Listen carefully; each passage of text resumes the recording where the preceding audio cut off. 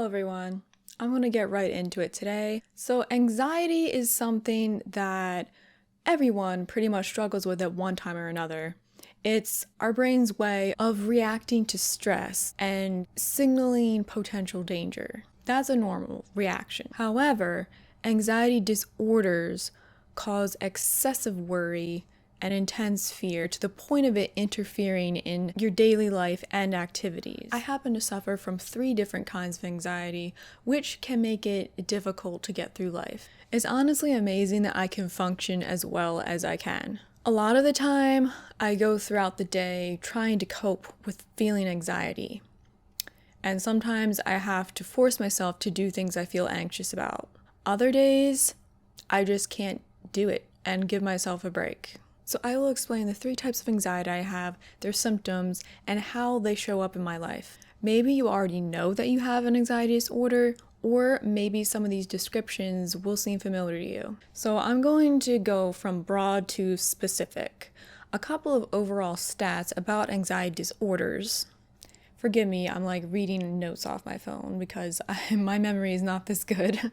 So anxiety disorders are the most common mental illness in the US, affecting about 18% of the population yearly. Unfortunately, less than half of those with anxiety disorders seek treatment. And many anxiety disorders are comorbid with other anxiety disorders or depression, meaning that they coexist together or co-occur. So if you have an anxiety disorder, it's likely that you also have another mental disorder like another type of anxiety or depression. Also, unfortunately, women tend to be more likely to suffer from different kinds of anxiety disorders than men. The first type of anxiety disorder that I suffer from is generalized anxiety disorder, or GAD. So the description of generalized anxiety disorder is a person often feels anxious throughout the day with little to no apparent reason, and excessive worry about a lot of things. A lot of things. This is what sets it apart from social anxiety, because generalized anxiety is generalized. That's easy to remember, right? Excessive worry about a lot of things for a period of 6 months or more. And that's the criteria that the DSM-5 has for like diagnosing someone with a disorder, that they meet so many symptoms and they've had it for so long a period. So with GAD, it's hard to stop worrying and it can make it difficult to do daily activities. It can negatively impact your life. So physical symptoms of GAD would be panic attacks, racing heart, muscle tension.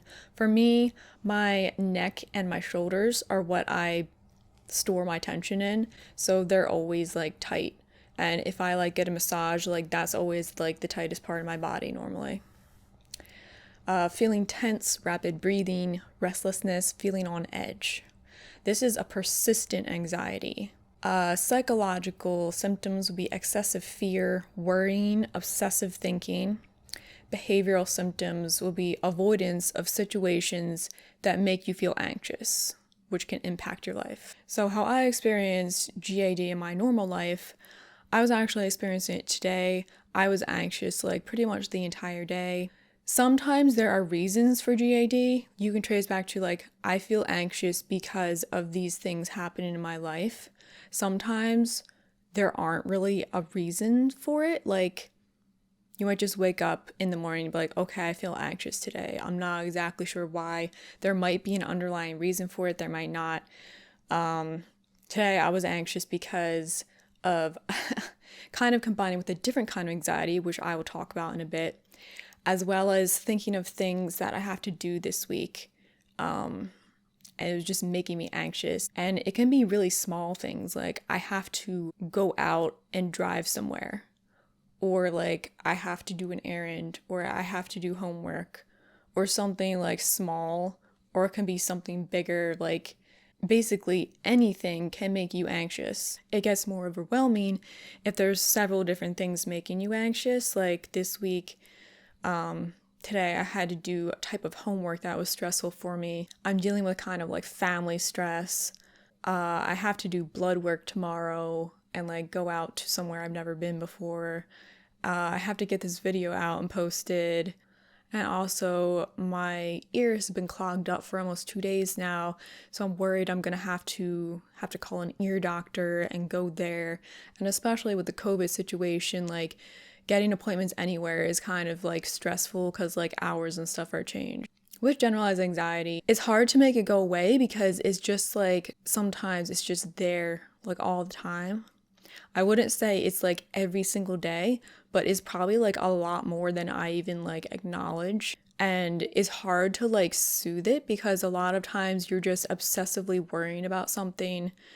If you go too far, you'd be like, I'm worrying about my whole entire life to like in my future and like what's gonna happen next week, next year, the next 10 years, or what's gonna happen today.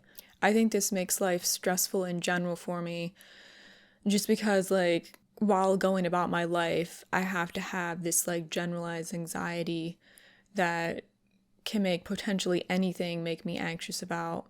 And sometimes if I'm having a really anxious day, I will try to like avoid the things that are making me anxious. And I will try to like procrastinate on doing things. And it doesn't help the anxiety at all because like you're still thinking about it. Feeling on edge is something I get often as well.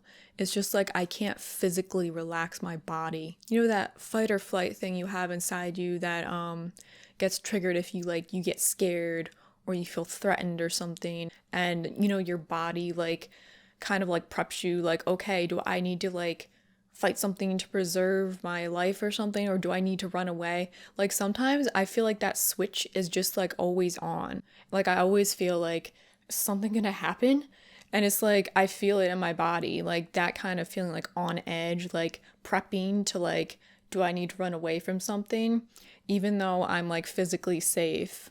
The next anxiety disorder is social anxiety disorder, or SAD, SAD. This is overwhelming worry and self-consciousness about everyday social situations. Basically, anything involving people. Social anxiety disorder is anxious about making mistakes, intense fear of being judged or criticized, or being embarrassed in social situations. With this, for me, I would also add performance anxiety.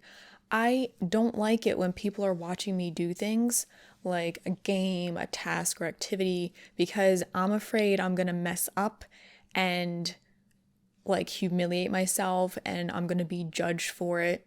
Symptoms of SAD are rapid heartbeat, muscle tension, blushing, sweating, trembling, your mind going blank, upset stomach or nausea, and trouble catching your breath. I've experienced a lot of these, and I feel like it makes it even worse if people point it out, because it's something you physically can't help reacting that way. I've had like someone before, like an adult, like when I was a teenager, like he made a joke or something, and I started like blushing for some reason, and then he was like, "Are you blushing? Wow, look, guys, she's blushing."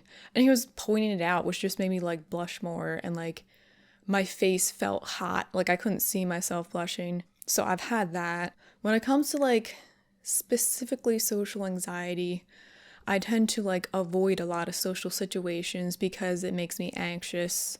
And this will tie into the next type of anxiety I'm going to talk about.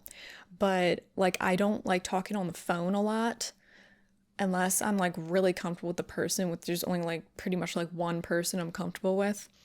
I will avoid like talking on the phone if I can. For some reason, I find it worse than even like in-person contact. This type of anxiety can be really hard if you're like at college because you have to do a lot of like socially interactive things. And like sometimes you're literally forced to because it's part of your grade. And then like I guess the most basic way of like avoiding it is that like I just don't talk. Like even if I'm like physically there. Like my way of feeling safe is just to like stay quiet, and like that's how I feel safe because like I can't do anything embarrassing. Like I'm not going to say anything that people are going to judge me, but like unfortunately what tends to happen is that people judge you anyway. They think you're stuck up or like you don't like them or you're just like weird and unsocial or something. But like another way this can come into play is that like I don't feel safe being like talking freely and open normally. So a lot of the times I'm afraid to actually like speak my mind and like say my opinions and stuff, which I know like typically like I'm pretty strong about voicing my opinions on here, but like if I'm in person with someone, I'm just like afraid of being criticized or like my, I guess, opinion not being accepted. Or even when it comes to teasing people and stuff, like I'm afraid it's not going to be received well. So I feel like a lot of the time that's why I come across as like a little bland, because like I don't feel at ease talking without like a strong filter. And of course, like you can't really get to know like the real me unless, I were to speak my mind. So that kind of like bars me from getting close to people, one of the many ways. Talking to people and getting along with people is like a huge part of life, and to have that kind of anxiety is very difficult. It is true that like with this disorder, like some things may make you more anxious than others. Like for some people, eating in front of others make them anxious, but they're fine like talking in front of others. Something I recently realized that like may be part of social anxiety disorder for me is sometimes I feel anxious about like replying to people's messages or like replying to comments even like on my videos, like and I'll just like put it off and then I just end up not doing it. Typically, I feel less anxious online than I do in real life. The next type of anxiety is actually specific phobias. And the phobia I have is fear of public speaking, which has a lot of the same symptoms as social anxiety disorder. So yeah, if you have a specific phobia, like you might actually have an anxiety disorder. Like a lot of like common phobias are like fear of insects, like fear of heights, to the point where it's a really like irrational fear, but it's very real, like to you. Phobia of public speaking, a lasting, intense, and unreasonable fear caused by the presence or thought of a specific situation that usually poses little to no apparent danger. Exposure to the situation triggers an immediate fear reaction, causing intense anxiety, nervousness, or avoidance of the situation altogether. Symptoms of fear of public speaking includes shaking, trembling, shortness of breath, pounding heart, sweating, feeling lightheaded, or nausea. Also, anticipatory anxiety, like feeling nervous ahead of time and anticipating the event. To be diagnosed with like a specific phobia is something that makes it life limiting. Like you avoid certain things that is going to affect your life in some way. For me, fear of public speaking, it makes it really hard for me to do presentations in class, and I'm forced to do them because it's part of my grade, which I actually believe is unfair. When I studied abroad in England, one of the professors said in his class that they weren't going to have any speaking assignments because he said it was unfair to those who might have a fear of public speaking or anxiety. And I was like, thank you, you get it. But most teachers are really into like interaction and they love speaking assignments, which I feel like puts those with anxiety and fear of public speaking at a disadvantage because they have like, and I have a real condition that is very hard to be in that situation, and it puts us at a disadvantage because like we are going to be much more anxious and nervous, and we're going to have a much harder time like doing a good job like compared to someone who has no anxiety and loves talking. It's not fair in that way. What I have done in college, I will actually avoid classes that have a lot of speaking assignments if I can see it ahead of time. Like if I can see like the syllabus, like I will avoid classes that have a lot of speaking assignments or a certain speaking assignment that already makes me anxious just looking at it. And I'll be like, no, I'm not doing that. I'm not taking that class. Of course, there's other classes that like I've had to take and I've had to do assignments in them, including a speech class. That was a really hard one for me because it's literally about public speaking. I didn't think I was going to be able to get through it. It was like very hard for me. Like, I remember the first day I went in and I was late and everyone was already doing a group activity, and the teacher just like was kind of like, "Oh yeah, come in, we're already getting started." And he's like, "Here, join the game." I'm like, I don't know the rules, and like I could feel myself just like freezing like in the deer in the headlights, and just like, I don't know what to do. I don't want to do this. But in my first speech after it, I actually like talked about my anxiety and like fear of public speaking in my speech. Like afterwards, the teacher said that like he couldn't even tell that like I had it when I was up there, like to the degree that I had it. I mean, I feel like it was apparent, but like often it's not as apparent as you think to other people. What happens when I'm speaking in public, like the type of symptoms I have is that I do get the trembling and shaking. Sometimes I do get the sweating. Like my voice will tremble sometimes. And I will also like, I run out of breath. And like I do that in my videos too sometimes. Like I still get anxious doing my videos at times. And I have to be like, okay, breathe. What I did in my speeches so I could get through it was that I wrote down word for word what I was going to say in my speech, and we had to like kind of like memorize it. So I like just went over it several times, and I spent like, I don't know, like 2 hours or something practicing like before the speech. And I do feel like that helps a lot if you can like practice and you write it out and you can just read it if you like blank out. So yeah, I ended up getting an A in that class, and that was partly due to like the teacher happened to be nice, but like I never want to do that again. Like the thing is with phobias is that like I think there is types of therapy you can go through to help you get over them, and like some of them are like exposure therapy. For like types of anxieties, it's like you're kind of always gonna have it. I mean, I guess it can be treated, but like that's no guarantee that you're gonna be completely cured of it. Like with like social anxiety and like phobia of public speaking, I do feel like if you force yourself to do it more often, you'll probably be less anxious like as you do it. But if you don't do it for a while, like your anxiety immediately goes back to where it was. And like I feel like you're always going to be nervous in some capacity. And again, like there's certain types that are like that don't cause as much anxiety. Like when I'm filming videos, there's no one watching me. I can edit out mistakes. I can start over. That doesn't make me as anxious. Like it doesn't make me very anxious. Like sometimes it still makes me a little bit, but like if I can record something, it's much better than if I have to do something live. Like if I have to present in front of a class. Public speaking again is kind of like a necessary skill in life, but I feel like I'm always going to be anxious about it. Like even stuff I want to do, like my live streams and videos, like I force myself to do them because I want to do them, but they still trigger my phobia. I've had these disorders for who knows how long, and sometimes it can be hard to tell because they kind of intertwine with each other.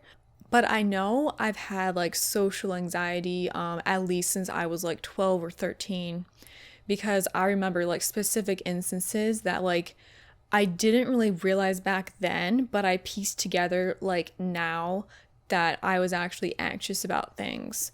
Like I said, like sometimes it's hard to tell if someone is suffering from them. I feel like I have a little more insight because I suffer from them myself. So sometimes I'm able to just like intuit that someone else has anxiety as well. That's happened to me a few times where I just like, I know that person has anxiety. I used to go to this like club called Awana, and we would do like group games and like stuff like that, like with a bunch of other kids.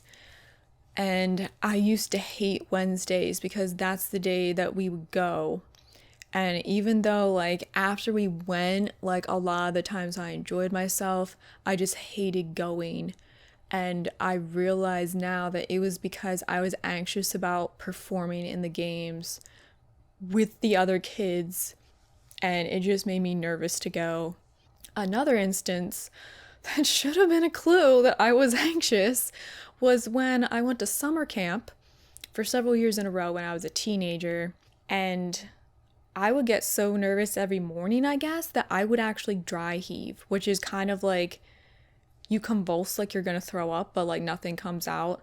And like every morning, like before the alarm would go off for the cabin to wake up, I would like quietly go outside and dry heave and then go back in my bed.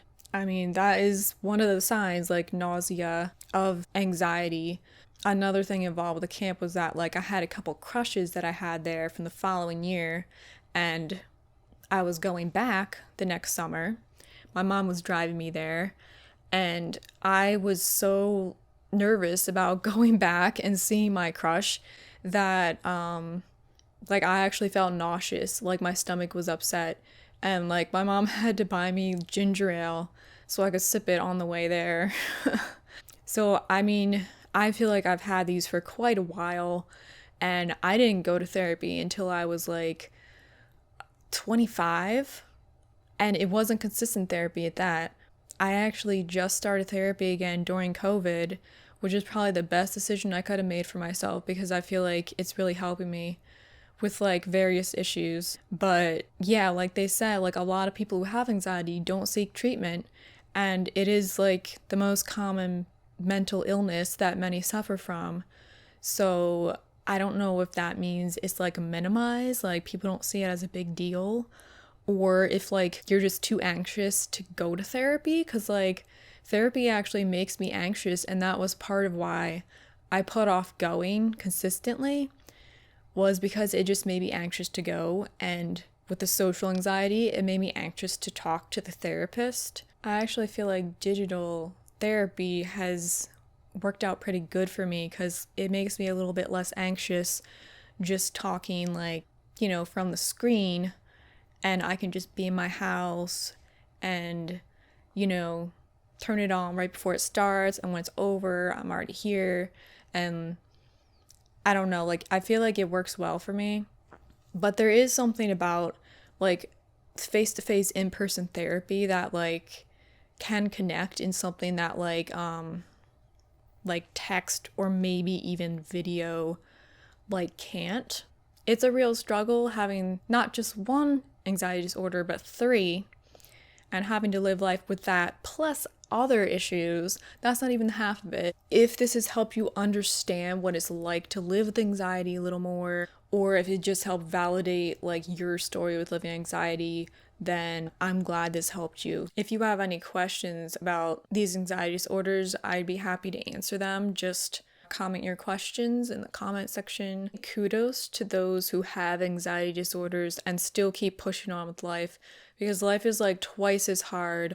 Just life in general, plus you have to deal with these anxieties, and it's never really over, because if it's like an event or an assignment or an activity that's making you anxious and you do it and get it over with, there's going to be something else that's going to make you anxious. And I hope like I speak of like a spark of hope to all of you who may have anxiety disorders and, you know, struggle with them in your daily life, because I am able to make YouTube videos. That's not an easy thing to do, but I've done it. I'm doing it consistently now. I'm glad I'm doing it. If I can do it, other people with anxiety disorders can do it too. It's possible. And you actually see a lot of actors who have like social anxiety and stuff like that. Like that's one of the more popular mental illnesses that they've come out with having, and like they still are able to act amazingly. So it is possible to like live your life with it, but it's a real struggle. And if you don't seek any help, it's going to be really hard to have like a normal life. I just really felt like talking about this and like sharing my story. I'm sure there's like lots of other stuff I could have shared as well. So if you would like to continue seeing videos from me, please gently press the subscribe button, and I will see you guys next time. Bye.